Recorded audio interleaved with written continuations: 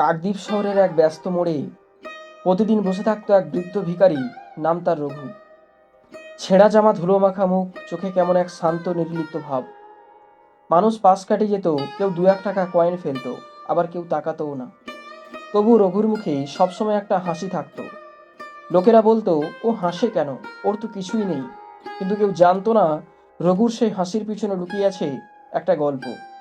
হঠাৎ একদিন সকালে রঘু দেখলো রাস্তায় এক ছোট্ট ছেলে বসে আছে, নাম তার তন্ময়। ছেলেটার হাতে একটা খাতা ও তার চোখে জল। রঘু জিজ্ঞাসা করলো, কি রে বাবা, কাঁদছিস কেন? তন্ময় বলল, আমার স্কুলের ফি দিতে পারিনি, স্যার বলেছে কাল না দিলে পড়া ছাড়তে হবে। রঘু তার থালার ভেতরে তাকালো। আজকে জমেছে মোটে 30 টাকা।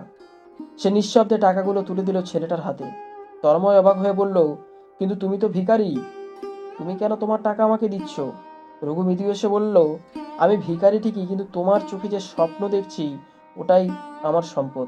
ঠিক পরের দিন তন্ময় টাকাটা দিয়ে স্কুলে ভর্তি রইল। সেই থেকে রঘু যেন তার জীবনের অজানা শিক্ষক হয়ে গেল। প্রতিদিন স্কুলে যাওয়ার আগেই তন্ময় রঘুর সঙ্গে দেখা করতো এবং বলতো, আশীর্বাদ করো কাকা, আজ পড়া যেন ভালো যায়। রঘু বলতো, জীবনে দারিদ্র হওয়া লজ্জার নয়, হাল ছেড়ে দেওয়াই লজ্জা। এই কথাগুলো তন্ময়ের মনে আগুনের মতো জ্বলে উঠল। বছর কেটে গেল, সময় থেমে থাকে না। 10 বছর পর শহরের একই মোড়ে ভিড় জমেছে। আজ নতুন একটা স্কুলের উদ্বোধন হচ্ছে। বড় গেটে লেখা, রঘু মিশন স্কুল।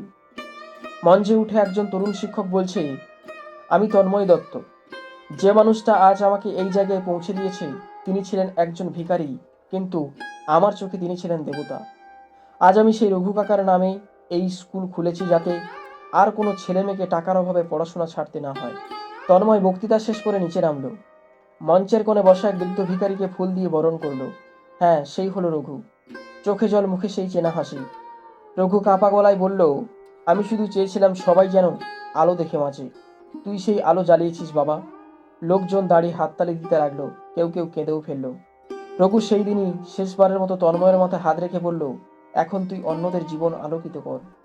বছর 2 পরেই রঘু মারা গেল। কিন্তু রঘু মিশন স্কুলেই প্রতিদিন সকালে শিশুরা সারিবদ্ধভাবে দাঁড়িয়ে প্রার্থনা করে। যে মানুষটা ভিক্ষা নয়, শিক্ষা দিতে চেয়েছিল, আমরা তার আলোয় বাঁচব। রঘুর ছবিটা এখনো স্কুলের দেওয়ালে টাঙানো।